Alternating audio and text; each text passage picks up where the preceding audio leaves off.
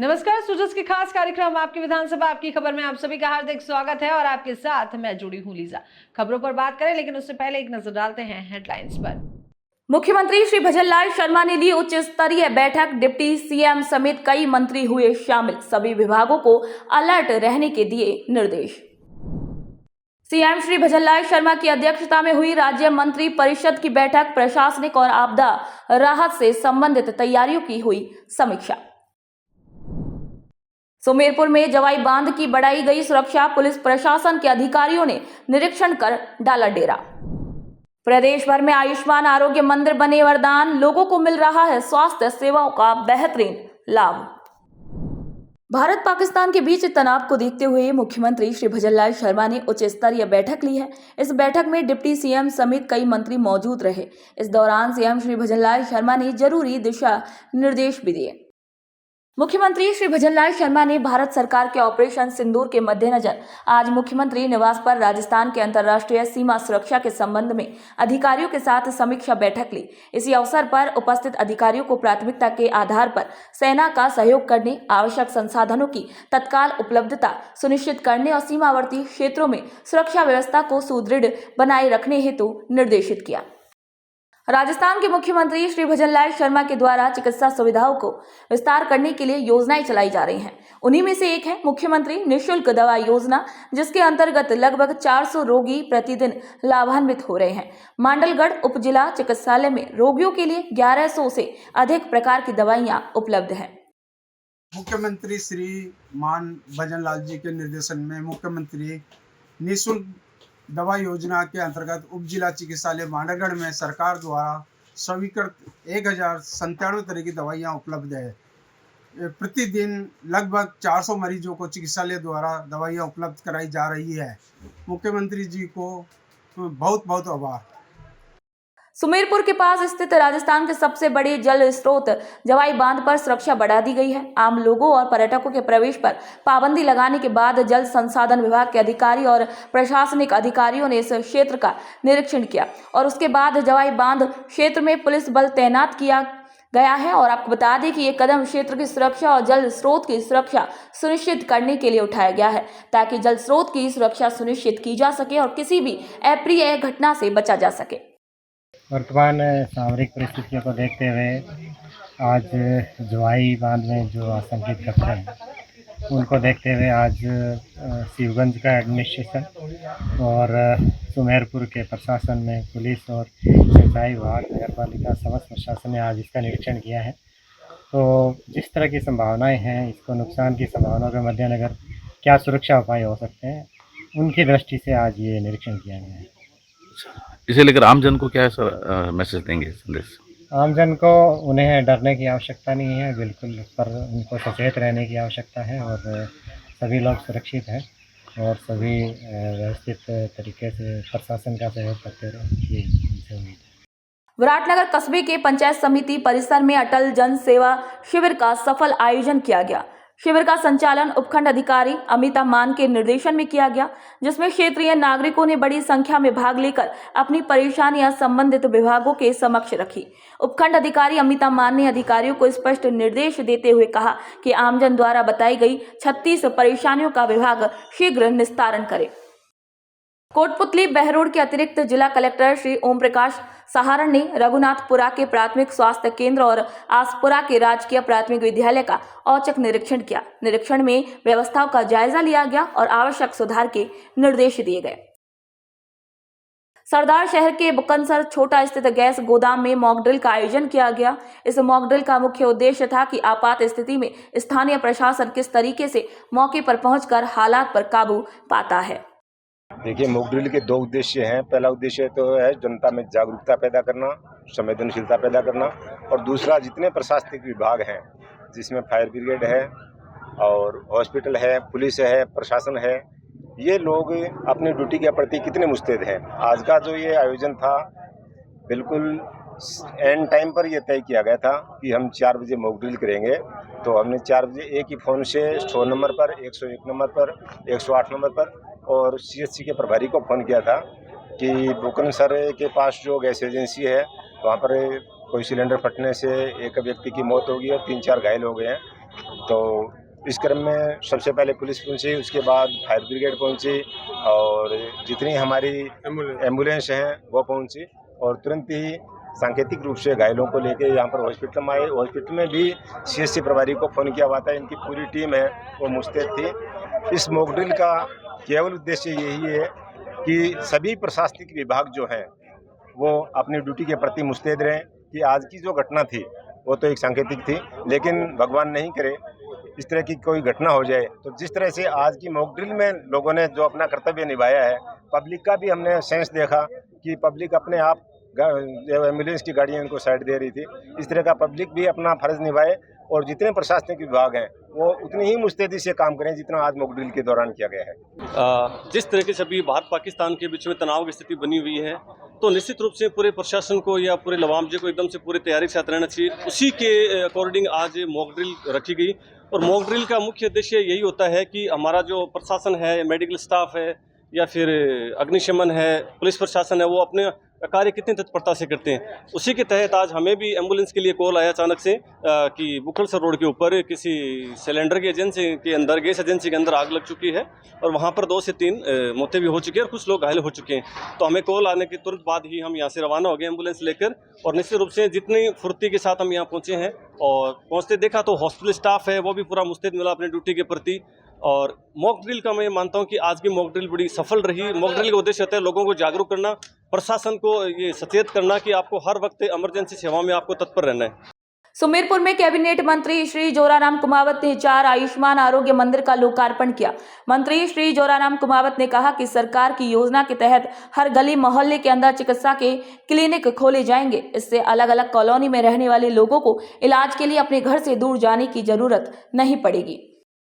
दिशा में प्रधानमंत्री जी ने जो पूरे देश भर में आयुष्मान मंदिर बनाने की जो प्रक्रिया शुरू की है, उसी के तहत ये सुमेरपुर में भी जैसे 4 आयुष्मान मंदिर बनाने की घोषणा हुई थी और निश्चित रूप से शहर बड़ा था, पहले 2 खोल रहे थे लेकिन शहर बड़ा था, इसलिए मैंने भी वहाँ ऊपर कहा कि भाई यहाँ शहर बड़ा है और आवश्यकता थोड़ी ज़्यादा रहेगी, तो 2 एक्स्ट्रा बढ़ाकर सुमेरपुर को दिए।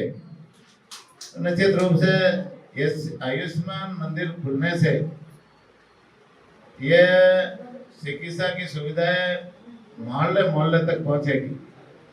4 जगह खुलेंगे, एक तो अभी ये जैसे इस friends colony, Jiwaji colony, Kheda Devi, Shanti Nagar और ये पास वाला जो वार्ड नंबर 22, 23, 24, 25 ये पूरा सभी 27 पूरा एरिया कवर होगा। एक जाखा नगर में खुलेगा, एक संजय नगर में खुलेगा और एक आदर्श कॉलोनी में खुलेगा। इस तरह से 4 आयुष्मान भारत के जो मंदिर खुलेंगे उसमें एक डॉक्टर की नियुक्ति होगी, 2 नर्सिंग स्टाफ, एक फार्मासिस्ट और एक एएनएम की नियुक्ति होगी। तो 4 का स्टाफ 5 का स्टाफ होगा और 5 का स्टाफ का मतलब है कि एक प्राथमिक स्वास्थ्य केंद्र और प्राथमिक स्वास्थ्य केंद्र जितनी सुविधा इसमें होगी, सभी तरह की दवाइयाँ जो सरकार से मिलती है, निःशुल्क दवाइयाँ हैं, वो सारी उपलब्ध होगी। और इस वार्ड वालों को जैसे कोई गंभीर बीमारी है तो बड़े हॉस्पिटल में जाने की आवश्यकता होगी, नहीं तो यहाँ जैसे सारा इलाज है ना वो पूरा का पूरा इस आसपास के वार्ड वालों को यहीं उपलब्ध होगा। और ये लगातार जो समय इसका है ना, खुलने का समय जो सरकार की अन्य चिकित्सा सुविधाएं खुलती है वही समय यहाँ रहेगा। तो सभी वार्ड वाले इसका लाभ उठाए। सरकार की योजना है तो सरकार माननीय मुख्यमंत्री जी और प्रधानमंत्री जी चाहते हैं कि गांव-गांव, गली-गली, मोहल्ले-मोहल्ले तक लोगों को सुविधा मिले। दूर दराज के गांव वालों को या जैसे शहर वालों को लंबी दूरी तय करके नहीं जाना पड़े और निश्चित रूप से इन सुविधाओं को हम लोगों को फायदा उठाने की जरूरत है। जैसे चिकित्सा के क्षेत्र में और भी हमारे यहाँ जैसे चिकित्सालय था और उसे कर्मोन्नत करके उप जिला अस्पताल हमने माननीय मुख्यमंत्री जी से घोषणा करवाई है और उस उप जिला अस्पताल डूंगरपुर जिला कलेक्टर श्री अंकित कुमार सिंह ने कलेक्ट्रेट सभागार में हीट वेव एक्शन प्लान की क्रियान्विति को लेकर समीक्षा बैठक ली। इस बैठक में कलेक्टर ने चिकित्सा विभाग, पीएचईडी, एवीएनएल, उद्योग विभाग, श्रम विभाग, पंचायती राज विभाग, शिक्षा और पशुपालन विभाग की समीक्षा की और निर्देशों की अनुपालना करने की बात कही। साथ ही सभी चिकित्सा केंद्रों पर साफ सफाई, ठंडे पीने के पानी की उपलब्धता, एसी, कूलर, पंखे आदि की व्यवस्था सुनिश्चित करने के भी निर्देश दिए। गर्मी के मौसम में हीट वेव से निपटने के लिए की गई तैयारियों की समीक्षा के लिए ब्लॉक सीएमएचओ श्री देवी सहाय मीना ने टोडा भीम उपजिला अस्पताल और ग्रामीण क्षेत्रों के प्राथमिक स्वास्थ्य केंद्रों का निरीक्षण किया। इस दौरान उन्होंने उपस्थित पंजिका की जांच कर कार्मिकों की हाजिरी देखी, अस्पताल स्टाफ से संवाद कर लेबर रूम, ओपीडी और आईपीडी की व्यवस्थाओं का जायजा लिया। साथ ही ऑक्सीजन प्लांट और ऑपरेशन थिएटर के संचालन को सुनिश्चित करने के भी निर्देश दिए। भजनलाल सरकार के निर्देश पर बीकानेर जिले में हरियालो राजस्थान मिशन की शुरुआत हो चुकी है। इसके तहत प्रदेश में एक वर्ष में 10 करोड़ पौधे लगाने का लक्ष्य रखा गया है। उपवन संरक्षण श्री लखन सिंह ने बताया कि इस अभियान का उद्देश्य राजस्थान को हरित प्रदेश के रूप में विकसित करना और कृषि वानिकी को बढ़ावा देना है। राजस्थान सरकार की बजट अनाउंसमेंट में मिशन हरियालो राजस्थान को साकार करने के लिए पूरे राजस्थान राज्य में 10 करोड़ पौधे लगाए जाने का लक्ष्य रखा गया है, जिसके अंतर्गत बीकानेर जिले में मिशन हरियालो राजस्थान को क्रियान्वित करने या प्रत्येक डिस्ट्रिक्ट लेवल पर उसकी क्रियान्वित के लिए डिस्ट्रिक्ट लेवल पर एक हरियालो मिशन राजस्थान टास्क फोर्स बनाई गई है। डिस्ट्रिक्ट लेवल की एक कमेटी बनाई गई है मिशन हरियालो राजस्थान। उसमें डीएम को अध्यक्ष बनाया गया और डीएफओ कंसर्न टेरिटोरियल है उसको सदस्य सचिव के रूप में बनाया गया। तो इसके लिए हमने अभी डीएम की अध्यक्षता में कल ही मीटिंग आयोजित की गई थी। इसमें स्टेट लेवल से जो विभागवार लक्ष्य निर्धारित किए गए उसको समाहित करते हुए डिस्ट्रिक्ट लेवल का एक कार्य योजना बनाई जाएगी।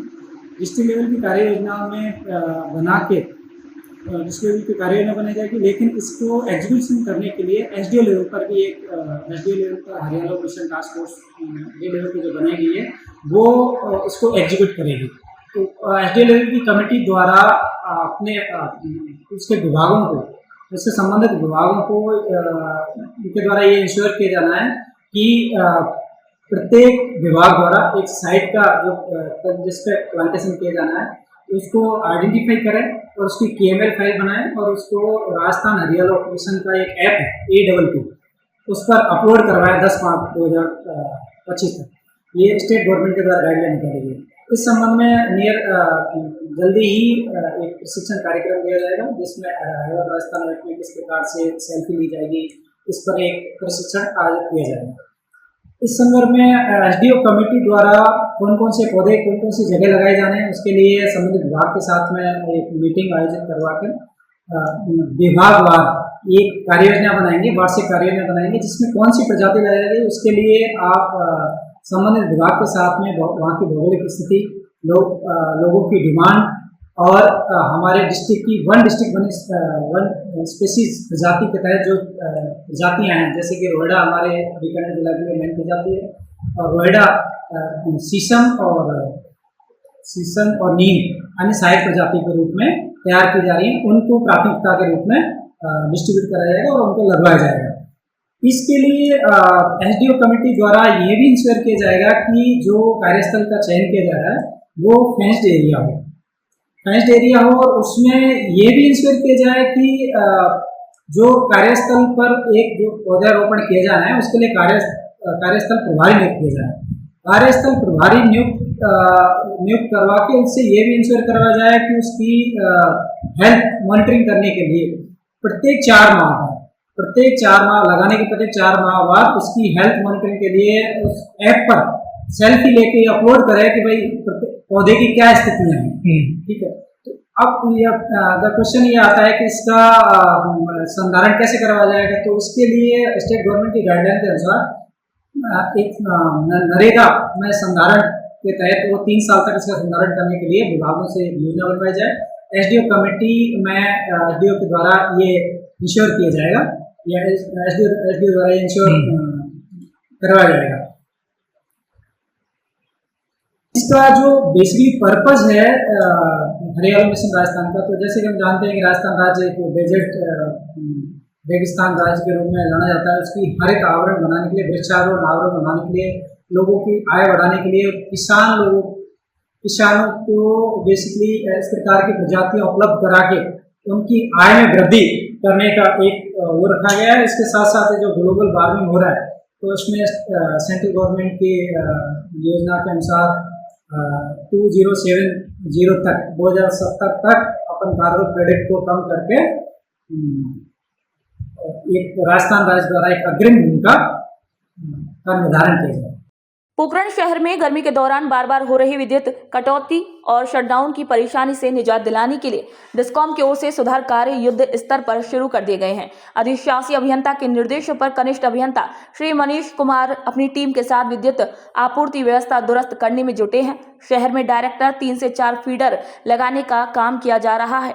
इन डायरेक्ट फीडर का काम पूरा होने के बाद शहरी क्षेत्र में सभी लोगों को निर्बाध विद्युत आपूर्ति मिलेगी।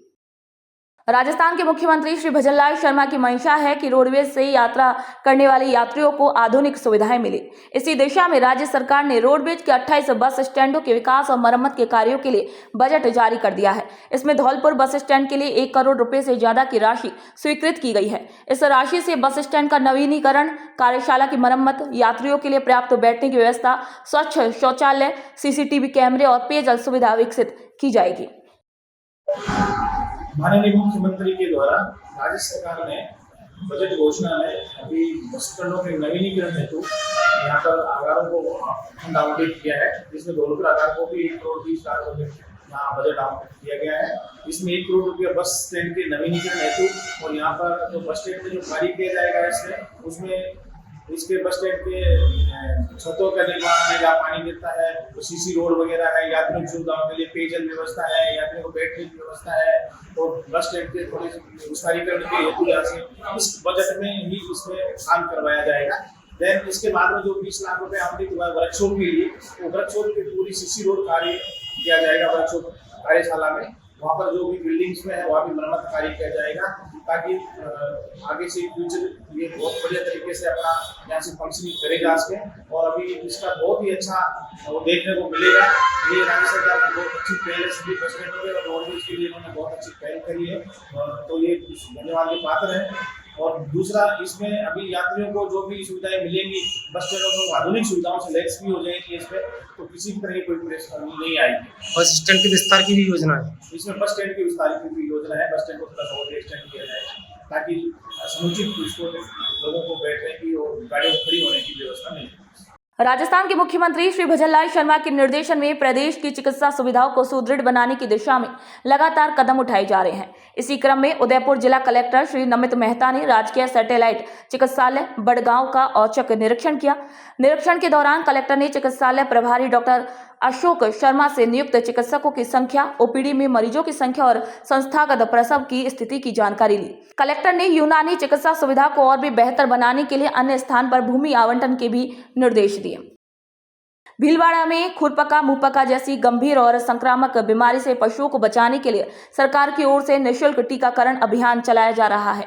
इस अभियान की जानकारी देते हुए पशुधन निरीक्षक श्री मुकेश कुमार प्रजापत ने बताया कि खुरपका मुंहपका एक अत्यधिक संक्रामक वायरल रोग है। राज्य और केंद्र सरकार के सहयोग से पशुओं को टीके निःशुल्क लगाए जा रहे हैं, जो साल में 2 बार पशुओं को लगाए जाते हैं। ये मुंहपका और खुरपका नामक डिजीज के बीमारी के टीके लग रहे हैं। राजस्थान सरकार और केंद्र सरकार के द्वारा ये टीके लगाए जा रहे हैं। साल में 2 बार टीके लगते हैं। इस रोग से बचने के लिए साल में 2 बार टीके लगाए और पहले कान में टैग लगाना जरूरी है। अगर आप टैग लगाओगे तो ही ये टीके लगा पाएंगे। इसलिए सभी पशुपालकों से निवेदन है कि जो भी घर में आपके पशुधन निरीक्षक या हमारे सीनियर साथी आपके घर पे पधारे तो उनको टीके लगवाए, सभी पशुओं को टीके लगवाए और टैग लगाए, जिससे राजस्थान सरकार की जो भी योजनाएं चल रही है वो सारी योजनाओं का लाभ आप लोगों तक पहुंच सके। इन टीकों से क्या फायदा होता है? इन टीकों से ये फायदा कि आपके जानवर बीमार नहीं होंगे और मुंहपका और खुरपका में क्या अगर लंबे समय से टेम्परेचर बना रहता है और मुंह में छाले पड़ जाते हैं। दूध उत्पादन में बहुत काफी पशुपालकों को हानि होती है। इससे बचाया जा सकता है। सरकार की तरफ से निःशुल्क टीके? बिल्कुल निःशुल्क टीके हैं। सारी संस्थाओं में, राजस्थान की सारी संस्थाओं में ये टीके उपलब्ध है। साल में 2 बार उपलब्ध रहते हैं। मुख्यमंत्री जी की योजना है। राजस्थान सरकार के पंचायती राज विभाग द्वारा प्लास्टिक उपयोग को कम करने के उद्देश्य से ग्राम पंचायतों में बर्तन बैंक की स्थापना के निर्देश दिए गए हैं। इसी क्रम में आज हिंडौली की ग्राम पंचायत पेच की बावड़ी में बर्तन बैंक का शुभारंभ किया गया। इसका उद्घाटन सरपंच श्रीमती सीमा मीणा और अन्य लोगों ने फीता काट कर किया। ग्राम पंचायत द्वारा 400 बर्तनों के सेट क्रय कर राजीविका समूह को सौंपे गए। अब इस बर्तन बैंक का संचालन राजीविका की महिलाएं करेंगी। मुख्यमंत्री श्री भजनलाल शर्मा के निर्देशों के तहत सीमावर्ती जिलों की सुरक्षा पर विशेष ध्यान दिया जा रहा है। इसी क्रम में किशनगढ़ नगर परिषद की दमकल टीम को श्रीगंगानगर के लिए रवाना किया गया। टीम के साथ एक अग्निशमन वाहन भी भेजा गया। आदेश मिलते ही नगर परिषद ने त्वरित गति से काम करते हुए टीम को रवाना किया। प्रशासन ने हर विभाग को सतर्क रहने के भी निर्देश दिए। देखिए, देर रात्रि हमारे को राज्य सरकार से दिशा निर्देश प्राप्त हुए हैं कि देश के जो सीमावर्ती जो क्षेत्र हैं उनके अंदर है जो अग्निशमन वाहन को और हमारी टीमों को रवाना करने के निर्देश प्राप्त हुए। निर्देशों की पालना में हमारे नगर परिषद किशनगढ़ से भी यहाँ पे भी हमने जो टीमें रवाना करी हैं और भी आगामी निर्देशों का हमारे को इंतजार है। जो भी निर्देश प्राप्त होंगे हम जो यहाँ से पूरी टीम वगैरह हम जो रवाना करेंगे यहाँ से। ऐसे समय में, ऐसे माहौल के अंदर मैं आमजन से विनम्र अपील करना चाहता हूं, शहरी क्षेत्र और ग्रामीण क्षेत्र के निवासियों से, कि ऐसे टाइम में कोई छोटी मोटी आगजनी की घटना हो जाती है तो उसमें धैर्य रखें और उसको स्वयं अपने संसाधनों से काबू पाने की कोशिश करें। फिर भी यदि ऐसी बात होती है तो हमारे को इन्फॉर्म करें, हम जो उस पर आग पे काबू पाने का पूरा प्रयास करेंगे। इसके लिए हमारे कंट्रोल रूम के जो कॉन्टैक्ट नंबर है 01463 244 701। इसके अतिरिक्त नगर परिषद नगर निगम अजमेर के जो कॉन्टैक्ट नंबर है 01452429000, इस पे भी सूचना दी जा सकती है। अपने आसपास के क्षेत्र में कचरा इकट्ठा नहीं होने देवें। कचरे को हमारे जो नगर परिषद के जो ऑटो टिफर हैं उसी के अंदर कचरा डालें। कई बार देखने को मिलता है कि खाली प्लॉटों के अंदर कचरा डाल करके उसमें आग लगा दी जाती है, जिससे जो थोड़ी दुर्घटना होने की संभावना रहती है। तो ऐसा नहीं करें। सभी आमजनों से मेरी पुनः विनम्र अपील है कि आप सब छोटे मोटे कार्यों के अंदर एकजुट होकर के थोड़ा साहस दिखाएं और मदद करें। ये देश के लिए आपका बहुत बड़ा योगदान होगा। धन्यवाद। राजस्थान में रास्ता खोलो अभियान भजनलाल सरकार द्वारा शुरू की गई एक पहल है, जिसका उद्देश्य ग्रामीण क्षेत्रों में बंद रास्तों को खोलना और उन्हें राजस्व रिकॉर्ड में दर्ज कराना है। यह अभियान नागौर जिले में सफल रहा था, जिसे अब पूरे राजस्थान में लागू कर दिया गया है। इसी अभियान के तहत रामगढ़ विधानसभा क्षेत्र के गोविंदगढ़ तहसील प्रशासन ने ग्रामीणों द्वारा किए गए अस्थायी अतिक्रमण को हटाया है। राज्य सरकार के द्वारा जो रास्ता खोलो अभियान है उसके तहत आज ग्राम पंचायत खेड़ा महमूद में ग्राम खेड़ा महमूद से और शाहपुर के लिए जो रोड जा रहा है उस पर अस्थायी अतिक्रमण था, जिसमें बिटोबला, कोर वगैरह और इस तरह से पेड़ वगैरह और जो ये अस्थायी जो ईंधन लगा हुआ था उसको लोगों को समझा के पूरी तरह से साफ सुथरा कर दिया। जितनी चौड़ाई थी रोड की उतना चौड़ा रास्ता कर दिया गया है। ये किसके निर्देश पर ये कार्रवाई हो रही है? ये वैसे तो राज्य सरकार के द्वारा, लेकिन श्रीमान एसडीएम साहब के आदेश अनुसार कार्रवाई की जा रही है। राजस्थान के शिक्षा मंत्री श्री मदन दिलावर झालावाड़ जिले के दौरे पर रहे। इस दौरान श्री दिलावर ने झालावाड़ जिले के ग्राम रटलाई में राजकीय शास्त्री संस्कृत महाविद्यालय के नवीन भवन निर्माण कार्य का भूमि पूजन और शिलान्यास किया। इस भवन के निर्माण पर लगभग 2.5 करोड़ रुपए की लागत आएगी। उन्होंने बताया कि राज्य की 1000 ग्राम पंचायतों में बर्तन भंडार भी स्थापित किए जाएंगे। फिलहाल के लिए इतना ही। फिर होगी आप सभी से मुलाकात नई खबरों और जानकारियों के साथ। तब तक के लिए मुझे दीजिए इजाजत। नमस्कार।